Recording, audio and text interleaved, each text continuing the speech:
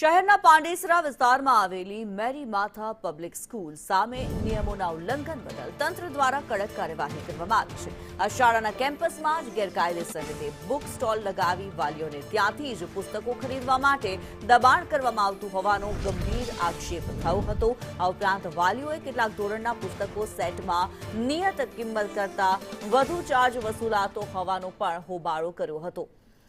મનીષ પરમાર વધુ વિગતો જણાવી રહ્યા છે। મનીષ, આખરે મેરી માથા સ્કૂલ સામે કાર્યવાહી કરવામાં આવી છે। બિલકુલ વાત કરીએ તો સુરતની પાંડેસરા વિસ્તારમાં આવેલી મેરી માતા સ્કૂલ છે તેની મનમાની સામે આવી હતી અને વાલીનો આક્રોશ પણ સામે આવ્યો હતો કે મેરી માતા સ્કૂલ છે તે પાઠ્યપુસ્તક લેવા માટે વાલીઓને સ્કૂલની અંદરથી દબાણ કરે છે અને જે નિર્ધારિત કિંમત હોય છે તેનાથી વધુ કિંમત પણ વસૂલ કરે છે। સમગ્ર મામલાને લઈને સંદેશ ન્યૂઝે જે અહેવાલ છે તે પ્રસારિત કર્યો હતો અને ત્યારબાદ ડીઓ છે તે હરકતમાં આવ્યો હતો અને તપાસના આદેશ આપી દેવામાં આવ્યા હતા અને તપાસમાં હવે માલુમ પડ્યું છે કે ખરેખર મેરી માતા સ્કૂલ છે તેની મનમાની સામે આવી છે અને રૂપિયા કમાવા માટે જ આ વેપલો કર્યો હોય તેથી અત્યારે તેની પર કડક કાર્યવાહી કરવામાં આવી છે। તેને 10,000 રૂપિયાનો દંડ ફટકારવામાં આવ્યો છે અને અન્ય સ્કૂલ જો આ રીતના પણ કરશે તો તેની સામે પણ કડક કાર્યવાહી કરવામાં આવશે।